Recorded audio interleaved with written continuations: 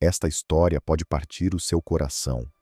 Imagine ser um avô, acordar numa tranquila manhã de verão e descobrir que a sua neta de 6 anos desapareceu da cama. O que se seguiu não foi apenas uma tragédia, foi um crime tão horrível que fez tremer uma nação inteira.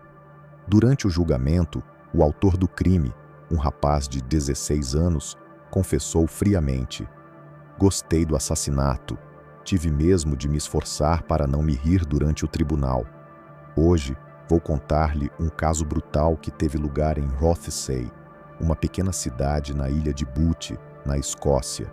Foi ali, numa noite de verão de 2018, que a vida de Alicia MacPhail, uma menina brilhante e cheia de luz, foi cruelmente tirada. Esta história contém detalhes comoventes de violência e abuso infantil. Se este tipo de conteúdo o perturba, por favor considere ver outro vídeo.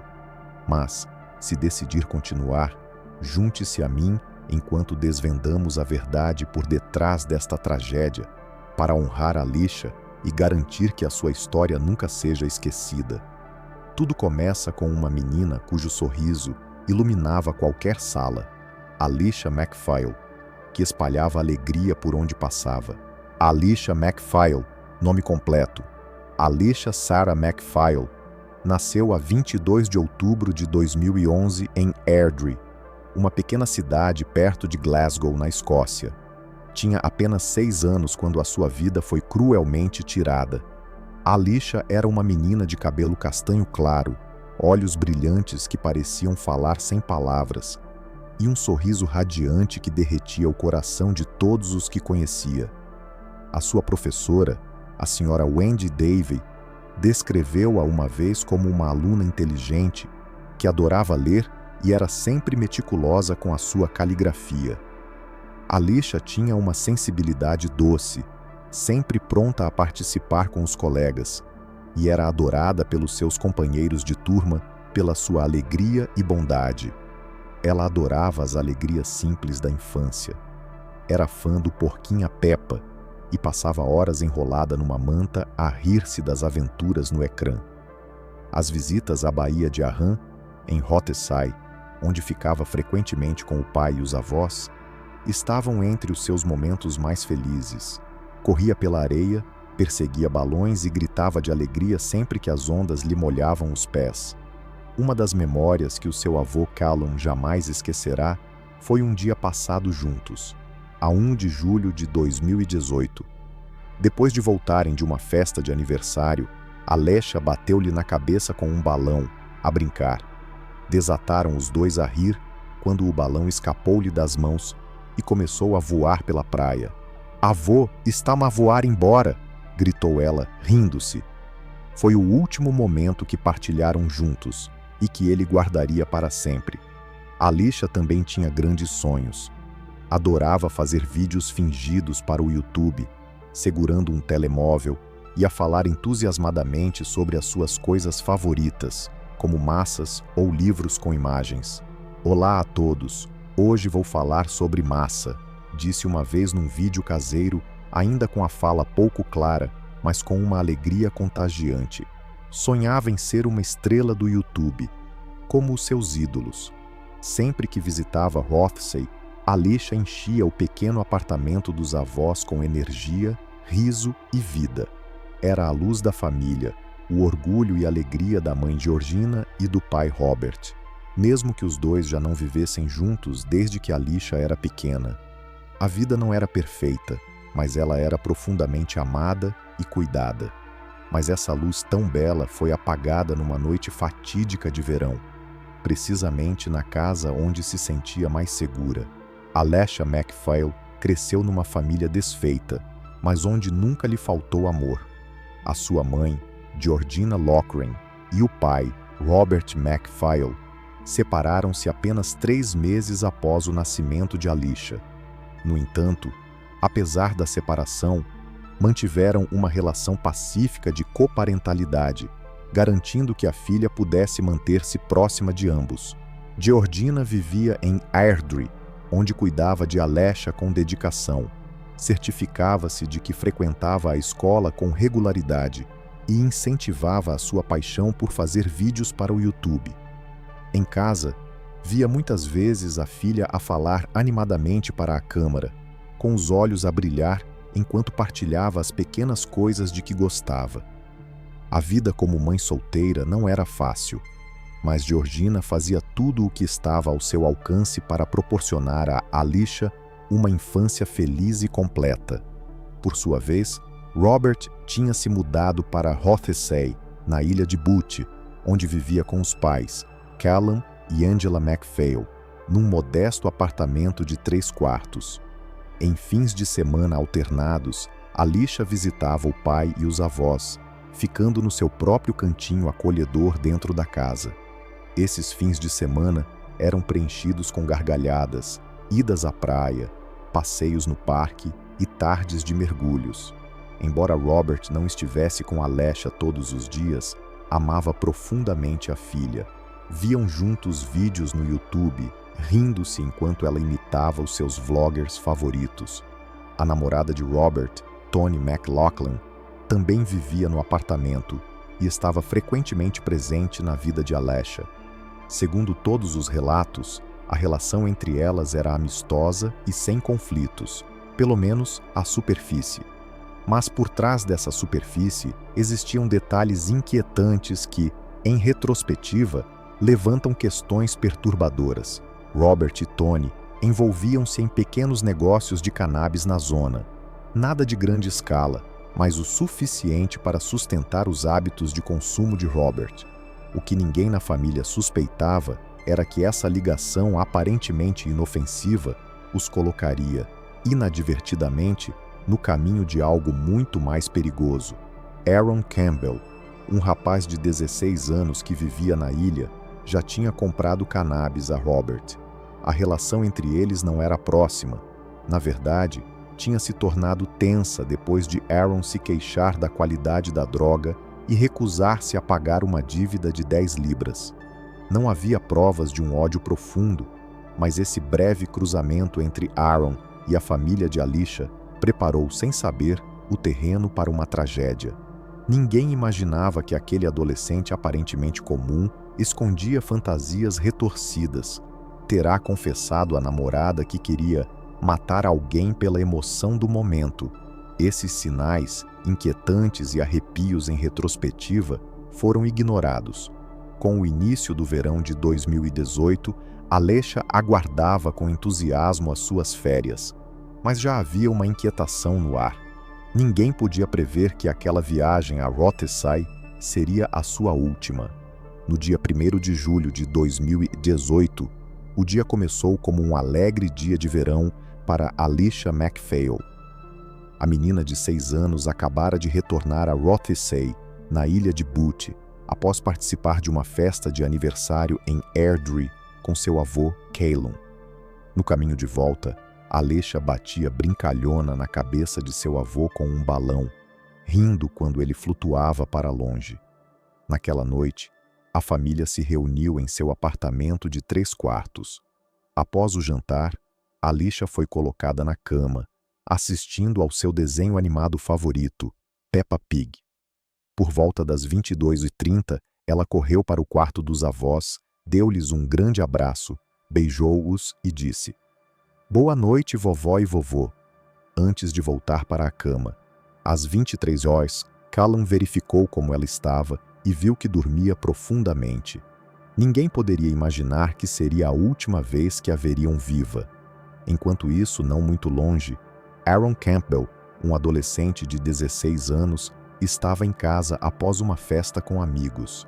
Aaron havia consumido uma grande quantidade de álcool, incluindo uma garrafa de licor Mad Dog e compartilhando uma garrafa de Echo Falls com um amigo. Seu humor azedou após uma discussão com sua mãe, Janet. À meia-noite, quando seus amigos foram embora, um deles voltou para pegar uma bolsa e encontrou Aaron em um estado depressivo, até expressando pensamentos de automutilação. Após ser confortado, Aaron disse: "Vou pegar um pouco de maconha e dormir. Valeu, cara." Mas em vez de ir para a cama, Aaron tramou um plano perigoso. Por volta da 1h54 do dia 2 de julho, uma câmera de segurança capturou Aaron saindo de casa, carregando uma faca de cozinha. Sua intenção inicial era invadir a casa de Robert MacPhail para roubar cannabis, algo que ele já havia feito antes. A porta de Robert estava destrancada e Aaron entrou facilmente. Enquanto revirava o local, notou Alicia dormindo profundamente em um quarto perto da entrada. Em vez de ir embora, pensamentos sombrios que Aaron alimentava desde 2017 ressurgiram. Ele admitiu mais tarde: "Quando a vi, só pensei em matar." Aaron levantou Alicia cuidadosamente de sua cama. Ela acordou no ar frio da noite, perguntando sonolenta: "Quem é você? Para onde estamos indo?" Aaron respondeu: "Sou amigo do seu pai. Estou te levando para casa." Para acalmá-la, ele colocou sua jaqueta sobre ela. Nos 30 minutos seguintes, Aaron a carregou ao longo da costa, descartando a faca na água pelo caminho. Eles chegaram a uma área isolada perto do hotel abandonado Kyles of Butte Hydropathic. Lá, Aaron cometeu um crime horrível. Ele estuprou e estrangulou Alicia até a morte.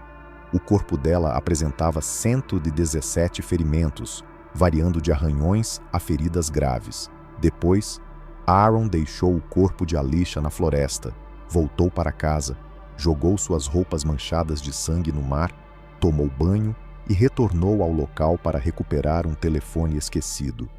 O que aconteceu depois, quando a família de Alicia descobriu a horrível verdade?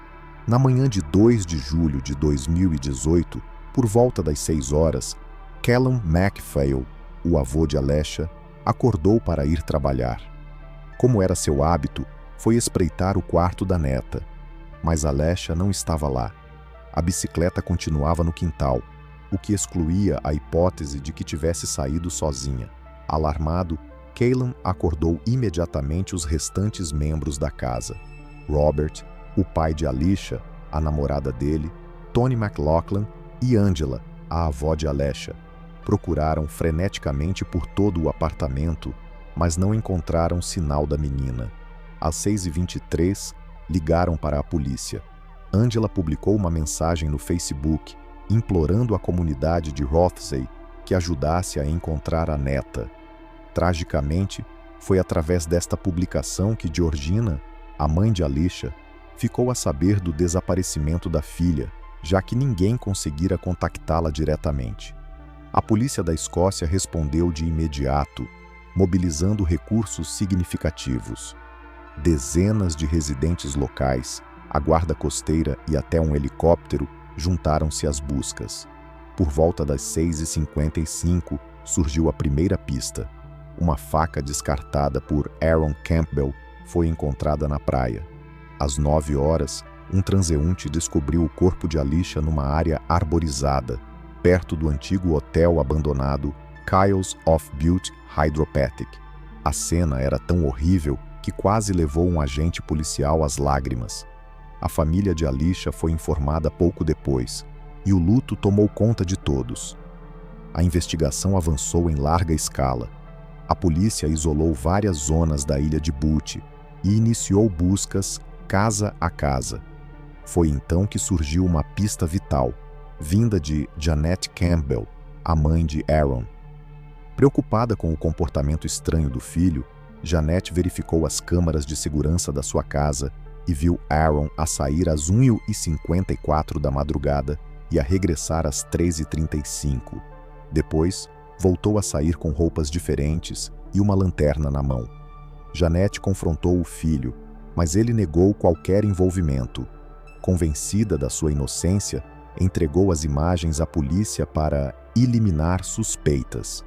No entanto, esse vídeo tornar-se-ia numa das provas mais importantes do caso.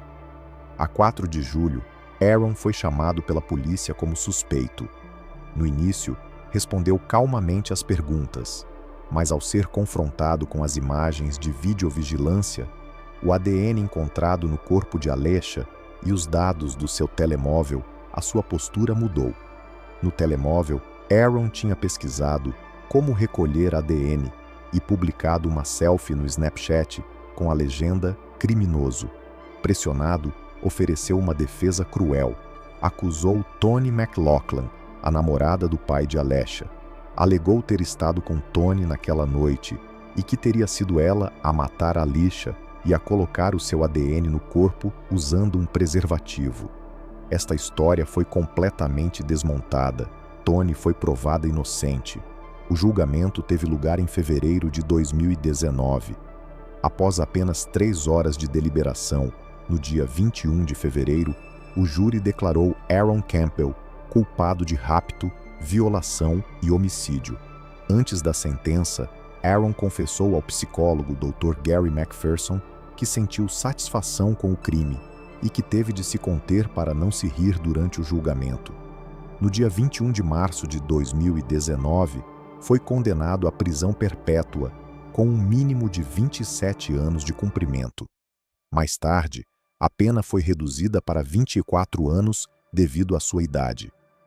O juiz descreveu-o como alguém frio, implacável e sem remorsos.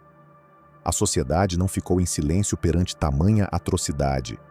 O caso de Alesia MacPhail não foi apenas uma tragédia pessoal para a sua família. Foi também um choque profundo que abalou toda a comunidade de Rothesay e a Escócia inteira.